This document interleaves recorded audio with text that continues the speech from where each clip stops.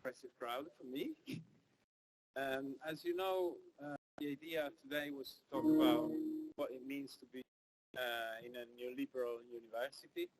And in general, I decided to pose this as a teach out because I get the impression that a lot of students will not have any idea of what we mean with the word liberal. So my plan here was to start by asking a show of hands. Who is using the term neoliberal wrong talking and does that confidently, knowing what they're talking about?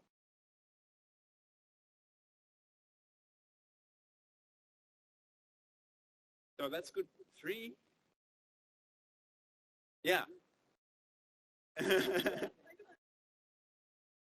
Yeah, well, I'm interested about how many are confident of using it, because that would mean I don't need like explaining a lot of basics.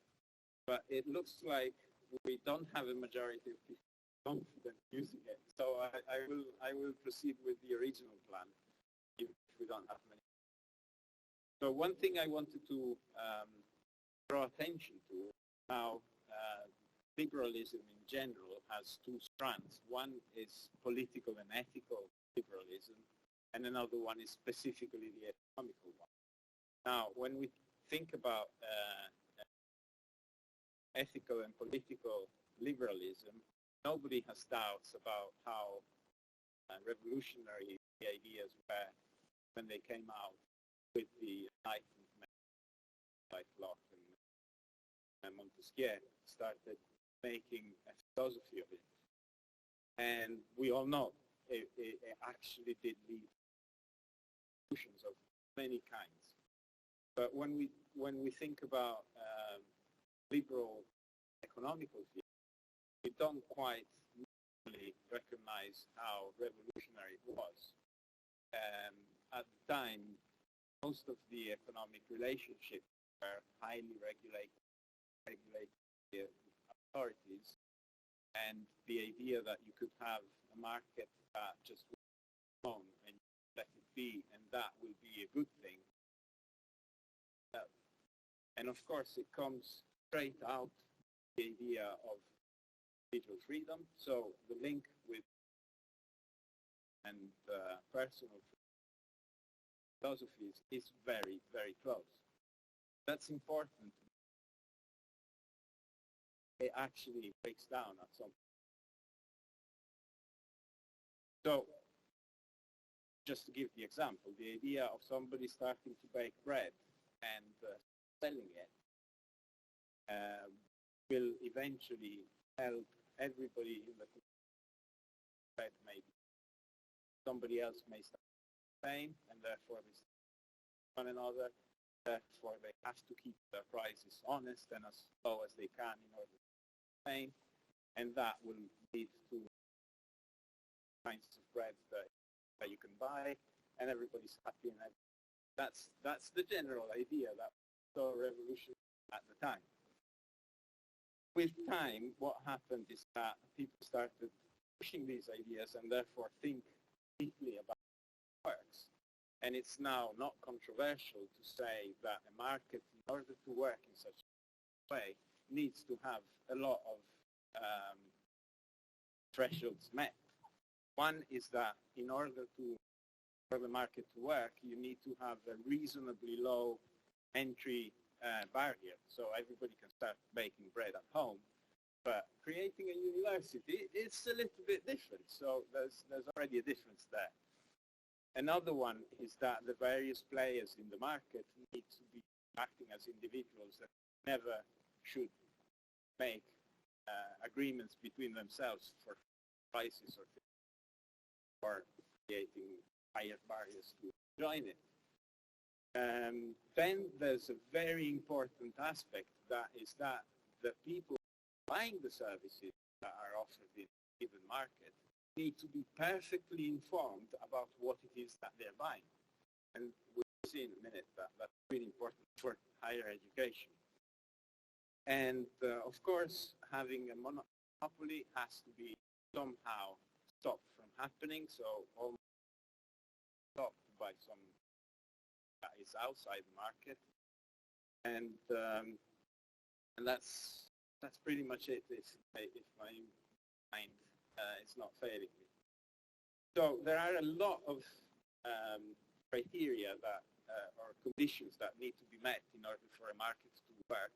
And in general, in theory of markets, is talk of a perfect market when all these criteria are met. In practice, again, it's not controversial to say that no markets actually meet all the criteria perfectly. So it's not a problem saying that every market needs some kind of external intervention to compensate for actions that it has.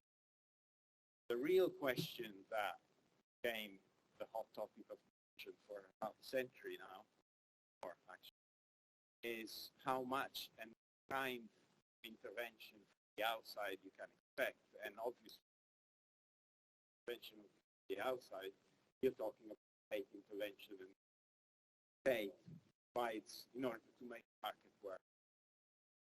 So there are two schools of thoughts. Well, you can see there's a gradient where you would say the ideal amount of intervention is as little as possible.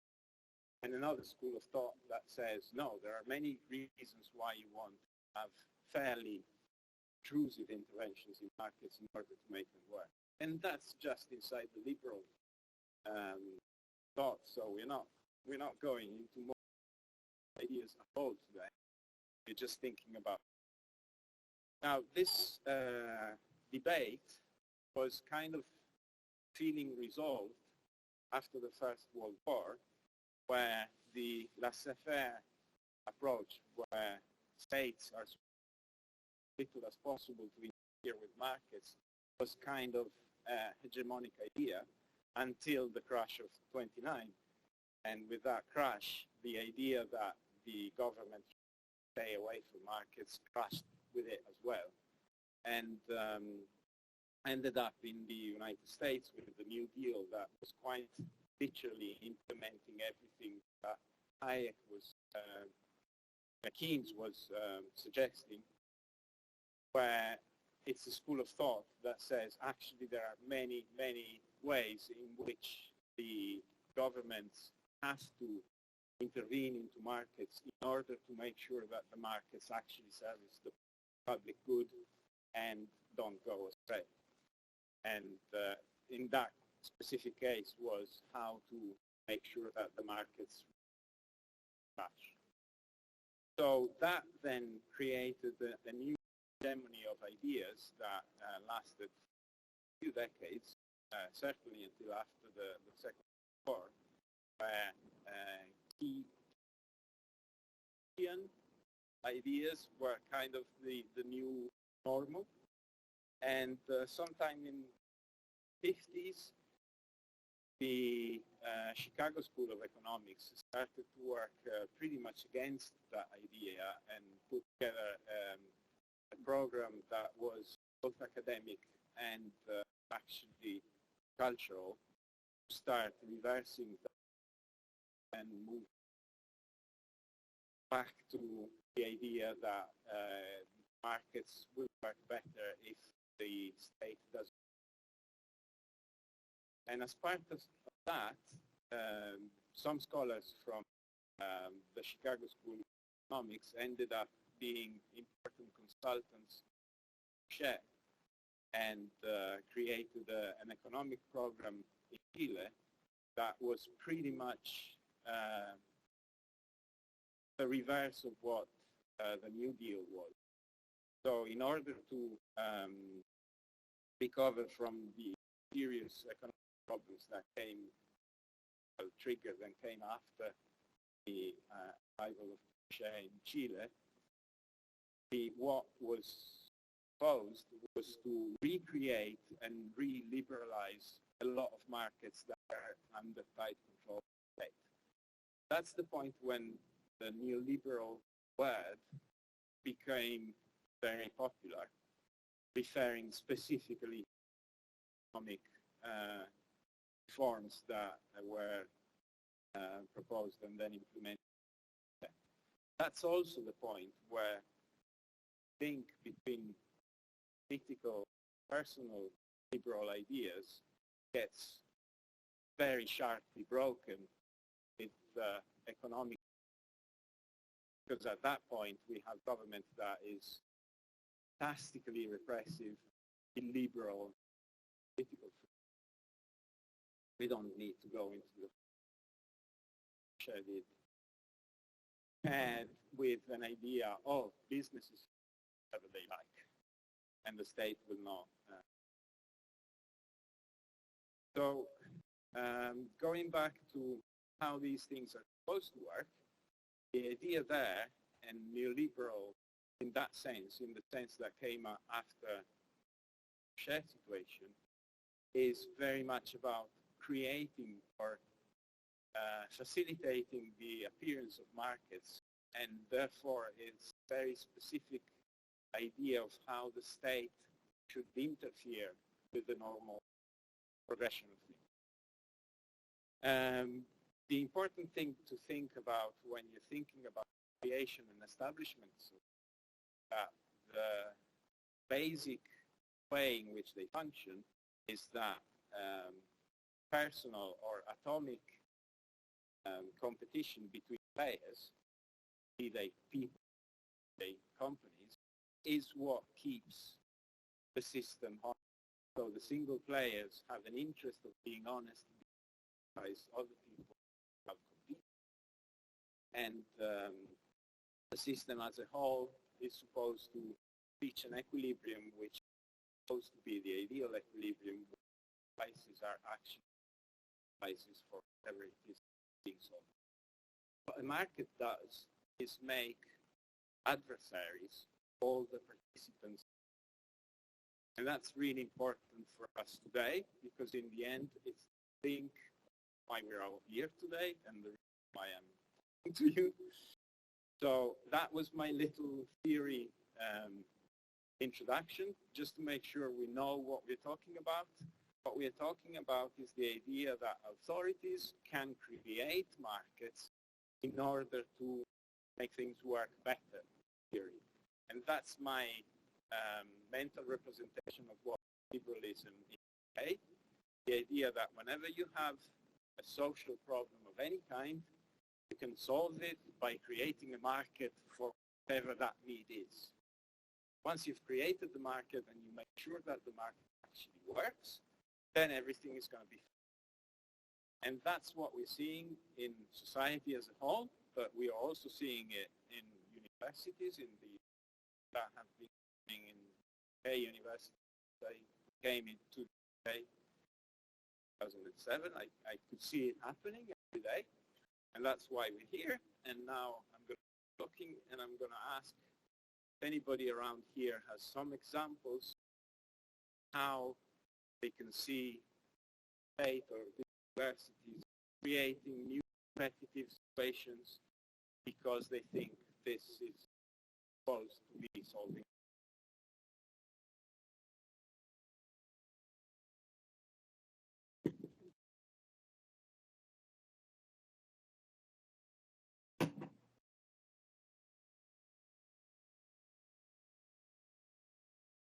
Who gets to in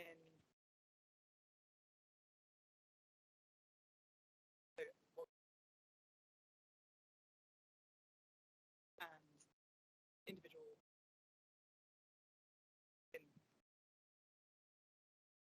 is fairer than the. So it's really tiny. Who feels like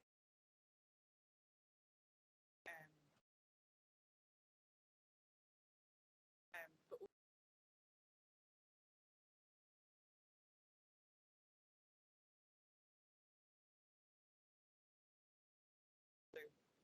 it's well intentioned. It's bringing very, very, very low. That works.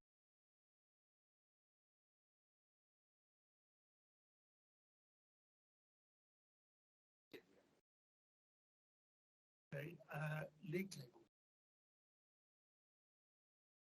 Yes, that's a big one.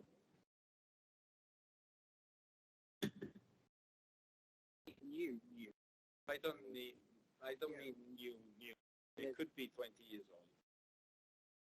I didn't mention, in my plan, I was planning to mention Reagan and Thatcher and how this idea became hegemonic again after the end of the Cold War because of them, because they were following the Chicago School quite literally as well. And of course, it's no secret that Thatcher was quite fond of Peter himself. So at that point, these kind of reforms happening in society is talk of examples that are 30 years old. Just because it's here, behind us, everything along those windows, what's that doing? Yeah, exactly. That's work. Give an example from another sector, which is further education in the UK. Further education colleges were taken out of the control of democratically elected local authorities about 20 years ago, 30 years ago. And so a market was sort of created, a national market for further education, single funding system introduced, and then of course, but the main new point is about making education provision in colleges out of direct.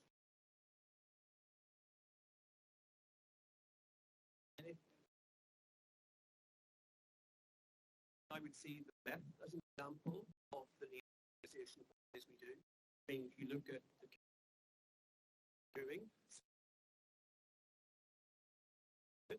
by the neoliberalism, other kinds of work that we extremely important are considered and not. I think that for me would be it.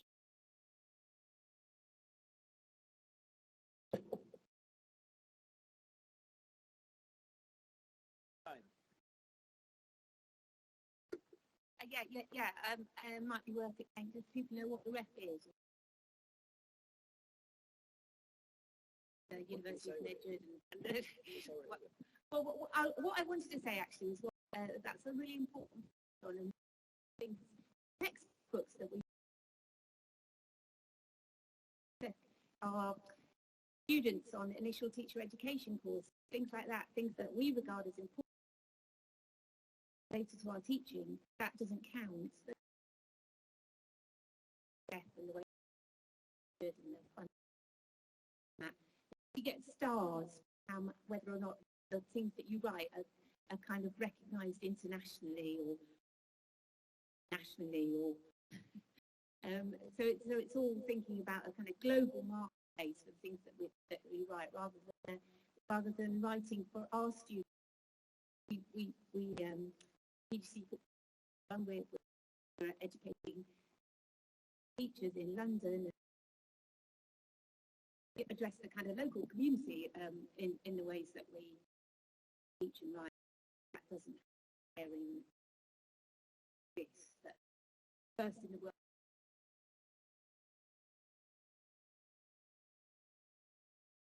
Global league.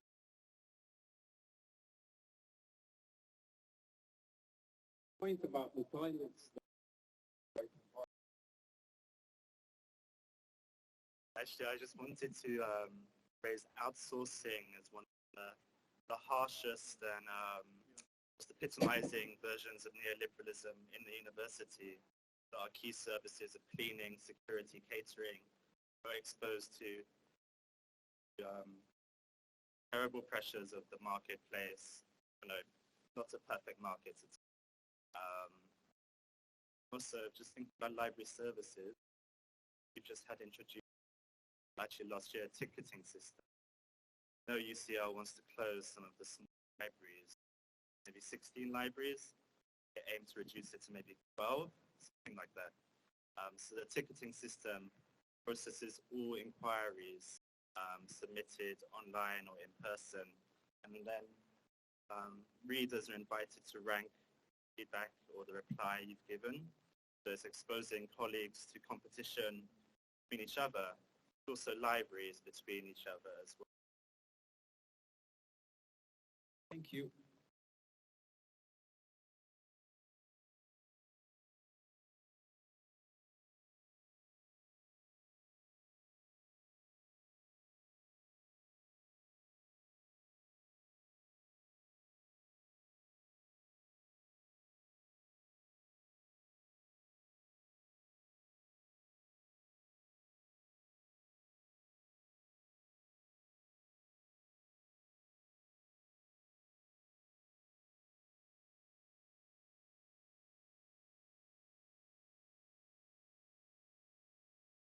And somebody money out.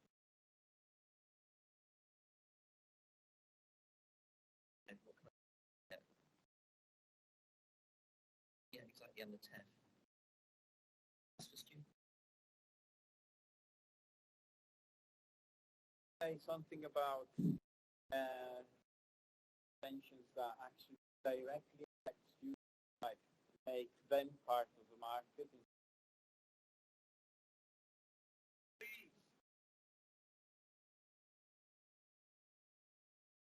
Yeah, of course.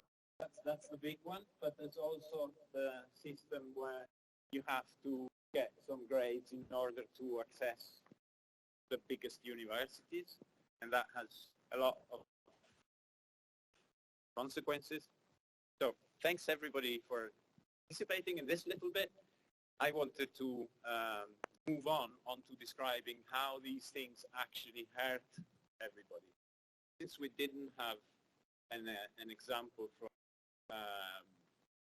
any student participating in telling me what I was hoping to hear about the selection process of getting into universities and how universities participate in a competitive market where they need to demonstrate to be the biggest ones and the better ones, and then you have to get the better marks in order to get inside the universities, and that makes you a participant in a market which is so obviously very far from the ideal, because if you remember, one of the conditions to have a perfect market is that you need to know what it is that you're buying, except that when you're a student, you're buying knowledge, which is exactly what you don't know.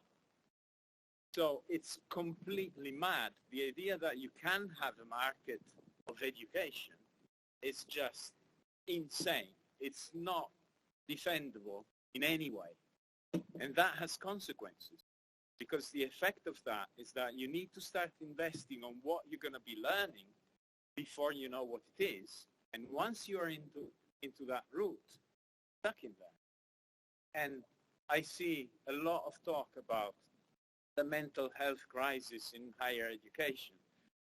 And I just get completely mad and angry at the whole system, because it's putting so much pressure on people. And I know that if I was growing up in the UK now, I would just have problems, because you are supposed to be experimenting and finding out what you like and how your brain works and what matches your way of relating to the world, and therefore what you want to do as an adult, and try this and try that.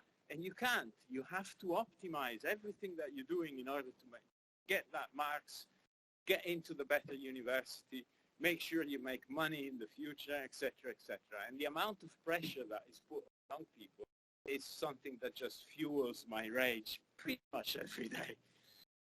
And I wanted to say that and show it as an example of why what we're doing here today, striking and being very clear that we don't like the system and we want to lower the amount of competition that is enforced all of us in higher education, is part of that battle. And the idea that we as staff stopping provide education to students as against students and against student interest is exactly the opposite of what we're doing.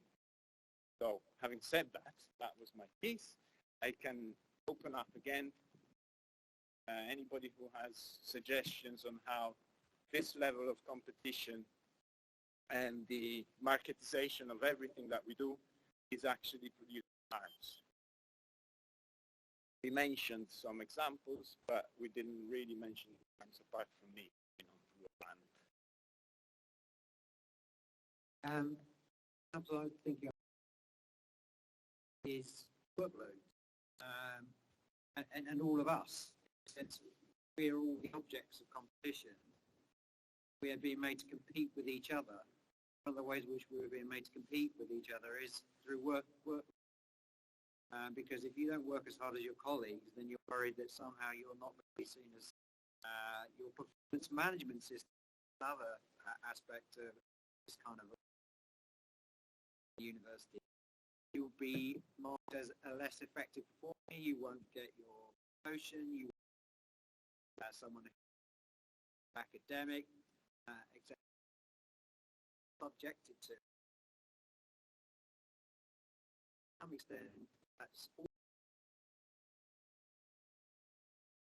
It's becoming even more that is happening, and here is IB is introducing a management system that's been in use in the rest of UCL. We didn't have the IOE performance system. It wasn't a performance, it was supposed to be a staff development system.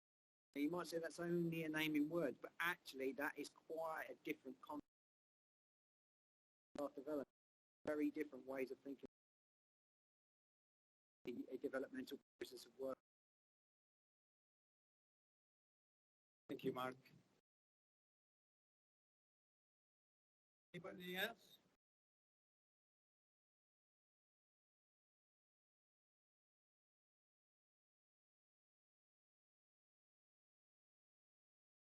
Something I thought saying is education. Everything's narrows things, both time and extent of work. You see this in school. Great competition. I think that the focus on measurement. The other thing I thought of was what happened. That's nowhere near a mark. Same with some of the athletes.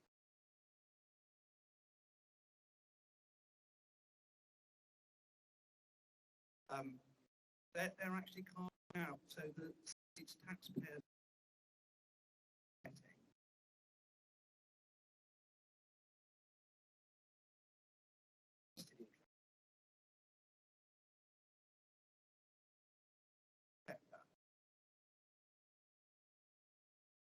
Yes, very much. Yes?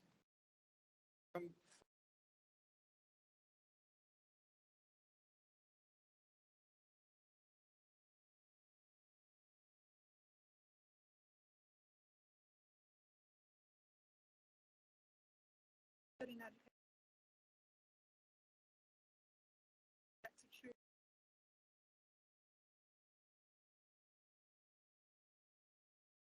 I don't know what.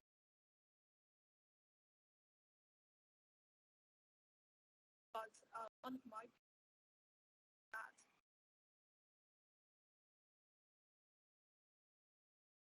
but then before that,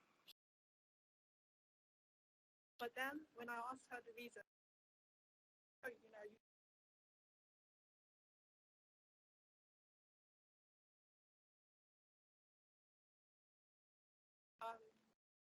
quite sad about 25 people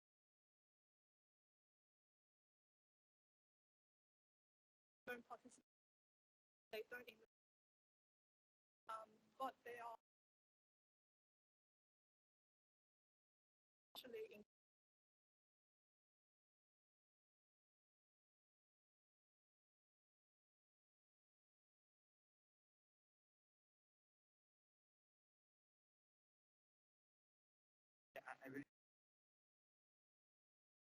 I think that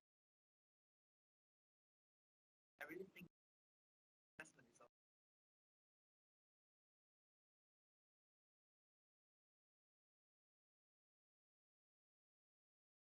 I know it's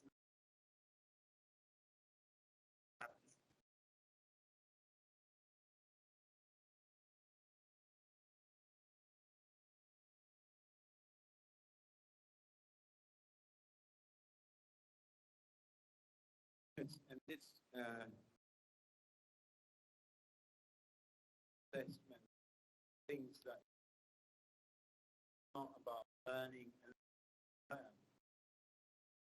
feeding your own ideas and theological definite answers questions that have very specific answers. And in my opinion, that's one of the things I really hate about general, that it feeds that idea that for every question there's a correct answer. And if you're looking at about the problem of markets and how to organize and how much you need, the real answer to that problem is you have to change the level of intervention and the kind of intervention as things evolve. There's no definite one answer that always works. And that's the most important in this discussion. The two extremes. We leave it alone or we intervene. You always have to fall somewhere in between. And that somewhere changes with time. One of the reasons why we're striking today, me as the staff are saying, went too much direction of making a market of it. And we need to move a little bit backwards. And that will make our life easier. It will allow us to teach better, make our students learn more, feel less stressed, and a society that is more responsive to problems that happen. Stop thinking that every problem has one solution. Oh. So, sorry, I'm ranting. I just wanted to pick up on the point that you've just made. I think one of the things about neoliberalism is that it's impacted on the way in which knowledge is conceptualized, yeah, which is, I think, what you say. Yeah. But I mean, like, when I was a young teacher, one of the things I learned was that teach and what you learn are not necessarily the same thing. However, if you look at what we do here, when students are doing a module, for example, they are told what the learning outcomes are. In other words, it's specified in advance. But of course, that's a pernicious way of thinking about knowledge, because you learn all kinds of things. And, you know, if I wanted to introduce a new module, I couldn't do it without writing out in advance what the learning outcomes are. So I think neoliberalism also impacts on the way in which we even think about it. That's a really good point. Yes, following on from that, all that we can learn from our students too, that is never factored in. That's actually something that, you know, is a major, you know, one of the reasons that I stay in this job. I learn so much from the students, you know, that I have. I just wanted to come back to your point that you made about the supposed choices that people make.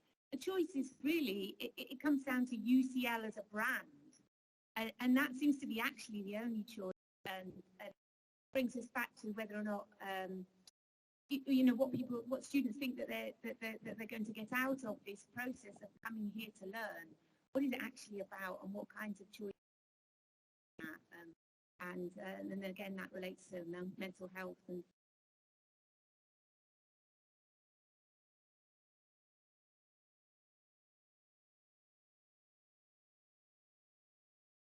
Thank you, Sergio. John. I want to say something about us here now, because I think we indicate some of the problems of what happens in our normal lives inside the building, because of how different that is from what we're doing now. Sergio didn't get told to lead this Teach Out. It's not going to be something that counts in his career. And our contributions are not determined by any of the metrics that determine our lives on the inside of this institution. And I think one of the fantastic things about being on strike is not simply that we seek to achieve certain specified goals, better pay, more equal pay, less workload, and so on, but the act of being on strike involves us in a set of social relations and educational relations that are different from those of a neoliberal university. But we talk to each other differently, we listen to each other differently, we learn from each other differently. And being on strike and participating in this kind of event while on strike enables us to glimpse a different way of being and a different way of learning. And I think that's really crucial and something that we need to cherish even tomorrow when we're back on the inside, confronted with all the kinds of pressures that act on us and on our students. Thank you. Do we have anyone else who wants to talk? One of the things that I think ties a lot of this together is about people's attitudes to risk. So much of risk has been lumped on people as individuals, and particularly of students, in terms of their career at university so fraught with risk of potential failure that they become very risk averse in learning, and they're dealing with challenging material or issues that fall outside of the feel are immediately kind of relevant to whatever outcome. And on the flip side of that, things like what's going on with the pensions for academics is that, again, being heaped on individuals rather than on institutions, although government reform has now meant that institutions like universities are also at risk of failure in a way that when those risks are then academics, that again leads to some kind of quite obsessive risk of behaviours where you amplify workload, way of mitigating against all these. That, I think, is really central access on impacts us as individuals, whether staff or students. Yeah.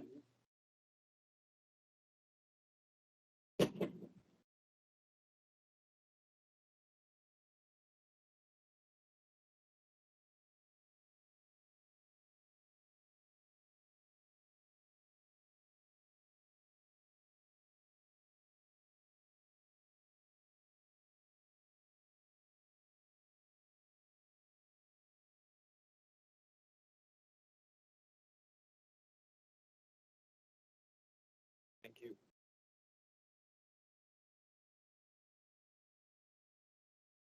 Good. The UCL are completely decided.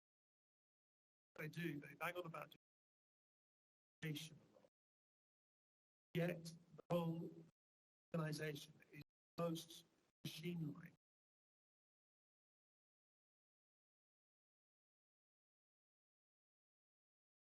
Basically, founded by Jeremy Bentham, who basically being done. You couldn't have algorithms. I'd also like to think about very much.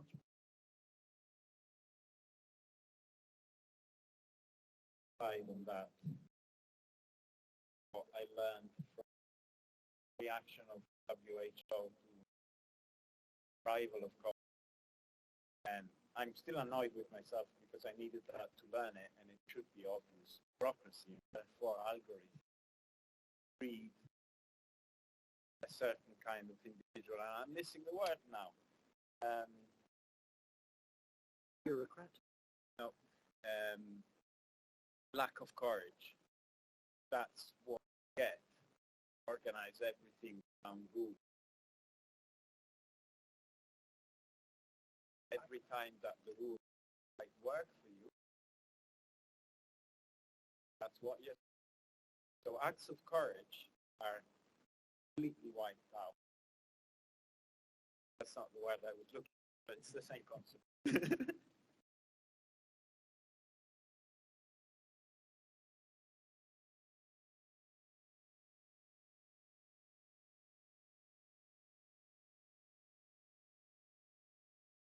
Good question. So eventually,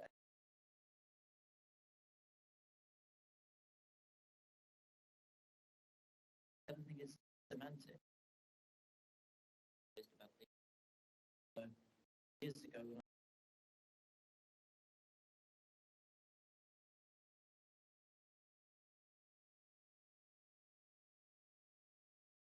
if you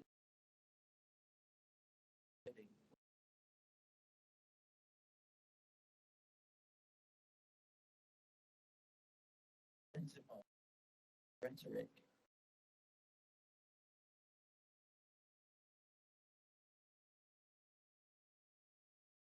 But that was the one thing that jumped at me. And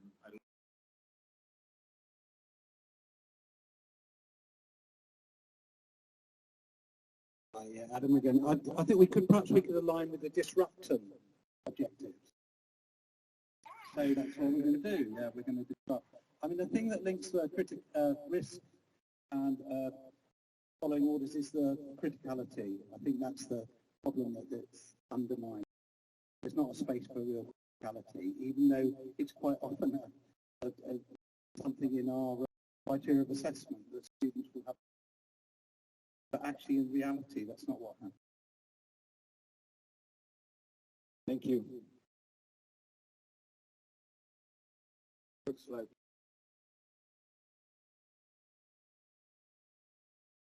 Michelle, I just wanted to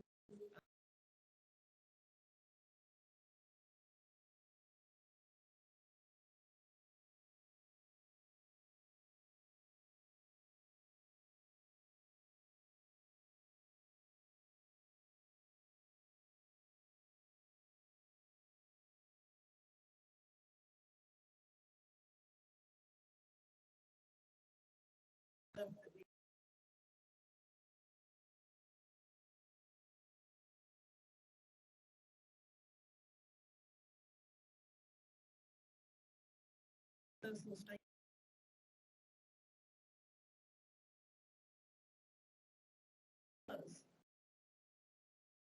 You know,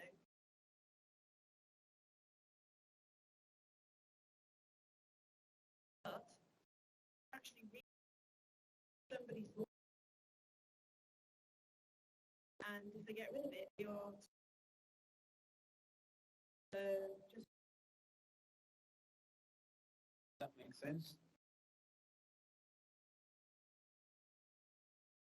I feel like as a student, it's so nice to hear people talk about stress in a way that isn't like status quo, the thing that always happens, because I feel like stress just is a lot of what being a student is, and it feels like it's always been that way. Like people like me who have kind of, like, uni has been 9,000 a year for like as long as like. So yeah, it's nice to have an experience like this where you hear stress talking. Like stress is something that isn't always there. It can, like, if you change something, like this student experience would be. Yeah, and I wonder if a lot of students would be like out supporting the strikes if they knew that this is what it's about. Because I feel like sometimes the narrative with a lot of other students is, oh, I like that my lecturers are going on strike, that's a good thing. They don't realise that it's also about changing the whole way that like I can have an experience of learning at university. So yeah, it's just really nice to hear. Yeah, stress could be a thing that isn't like always there.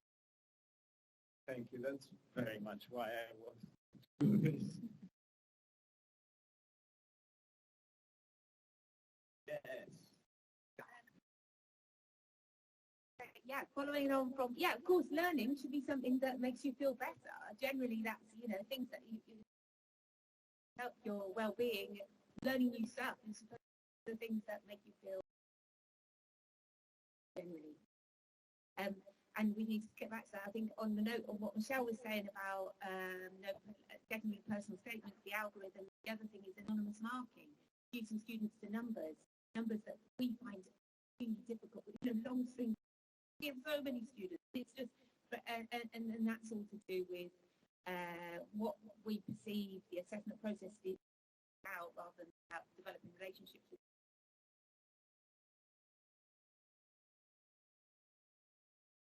I think we kind of point. Yeah.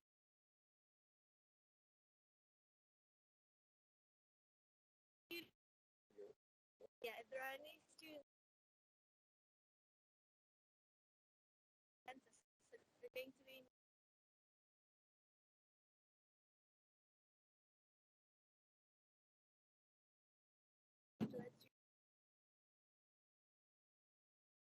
UCL students. Right. So, to wrap it up, one thing I wanted to mention is that when you start organizing everything about competition, the direct effect is that you're asking everybody to shape their activities in terms of efficiency. Find the most cost-effective way of doing it. And an argument of mine is that doing that for education is fundamentally wrong, because every single individual has single interests and necessities, ways of engaging with the subject. And trying to find the most efficient way of teaching, trying to find one measure that fits everybody, that automatically excludes somebody, inevitably.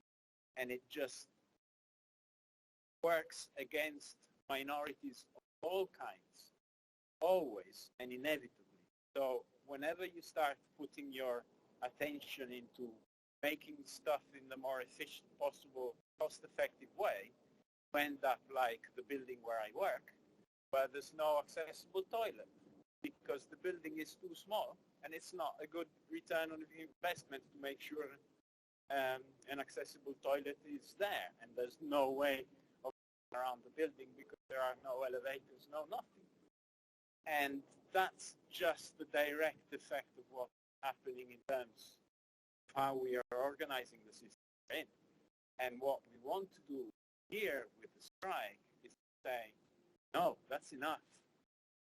We've gone too far in that direction. It's time to go back and move, well, reduce the amount of competition that we are experiencing at all levels. Point about mental health and stress, it's really crucial, because being an enemy of everybody around you, it's not good for anybody. It just makes life miserable inevitably and directly. And we don't want that. We want education and learning and knowledge production to be something that we can all enjoy. So that's pretty much why I've been on the picket line. It's why I asked to do this Teach Out, because it's not about having a confrontation either with the people beside the policies of UCL, because they, in the end, they're just part of the system that has been decided and imposed. It's not about us reducing the services for the students. It's about asking for a better condition of living and learning. And that's done by reducing the amount of competition that we all have. We all can accept that a little bit of competition is good, and it does do something that is good and it's productive, but we should realize that it's too much, and it's too much in our society as a whole. And as universities, we should be leading the way in producing and popularizing that message. I think that's my position. But what I had kind of works, and I leave it as an exercise to you all. Think about the forefights and the pensions and how they lead to what we discussed today. I see a direct link to every single point in there. I think I mentioned most of them. Can't remember, my brain is all over the place at this point. So that's it. Thank you everybody for participating and giving good examples.